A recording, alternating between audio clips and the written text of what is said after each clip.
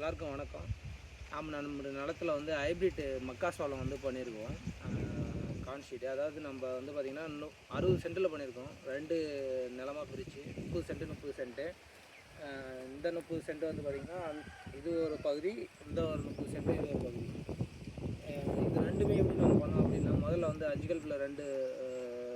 கலப்பில் நம்ம 2 டைம் உழுது பண்ணிவிட்டு, அதுக்கப்புறம் வந்து 9 கலப்பில் ஒரு டைமும் ரொட்டோவேட்டரில் ஒரு டைம் நம்ம நல்லா உழுது பண்ணிட்டு மண்ணை வந்து நம்ம தூள் மாதிரி ஆக்கிட்டு, அதுக்கப்புறம் மாட்டில் வந்து இந்த மாதிரி பாணி ஓட்டுறதுன்னு சொல்லுவாங்க, இல்லைன்னா தண்ணி பாய்க்கிறதுக்காக இது பண்ணுறதுன்னு சொல்லுவாங்க.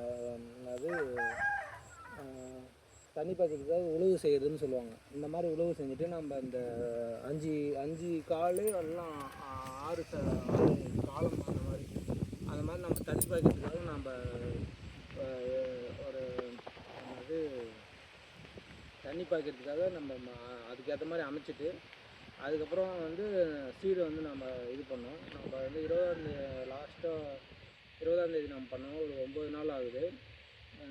சீடு ஈவினிங் வந்து நட்டோம். ஈவினிங் நட்டு உடனே நம்ம தண்ணி பாய்ச்சிட்டோம். ரொம்ப இதெல்லாம் தரல.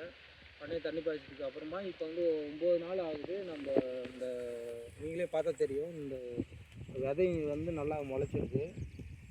இது வந்து நம்ம பார்த்திங்கன்னா நம்ம ஆடிப்பட்டத்தில் நட்டுருக்கோம்.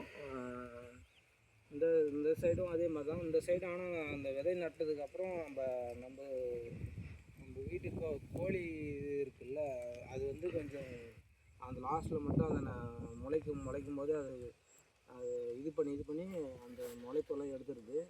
அது மட்டும் கொஞ்சம் இருந்தது. திரும்ப வந்து ரீசீடு வந்து நம்ம பண்ணியிருக்கோம். நாம் வந்து இப்போ 2 சைடுமே விதை வந்து பார்த்திங்கன்னா பயணியர் 30B07 அந்த இதில் வந்து நம்ம ஆடிப்பட்டத்தில் நம்ம மக்காசோளம் பண்ணியிருக்கோம். ப்ளஸ்ஸு இந்த இப்போ வந்து 9 நாள் ஆகுது. எல்லாமே நல்லா முளைச்சிருக்கு. இப்போ நம்ம வந்து என்னென்ன கற்றுக்க போகிறோம் அப்படின்னா, இதுக்கு மேலே இந்த மக்காசோளத்துக்கு நம்ம என்னெல்லாம் இன்புட் தருவோம், ப்ளஸ்ஸு எப்படி களை வந்து எப்படி எடுப்போம் நம்ம, அதுக்கப்புறம் வந்து பூச்சி மேலாண்கள் என்ன மாதிரி நம்ம பண்ணுவோம், அதுக்கப்புறம் வந்து அது எப்படி நம்ம சேல் பண்ணுவோம், அதுக்கப்புறம் வந்து வேறு என்ன இருக்குது, அது எப்படி நம்ம யூஸ்ஃபுல்லாக இந்த விவசாயத்தை வந்து எப்படி நம்ம கற்றுக்க போகிறோம் அப்படின்றத நாமளும் உங்கள் கூட சேர்ந்து நம்ம கற்றுக்க போகிறோம். நன்றி.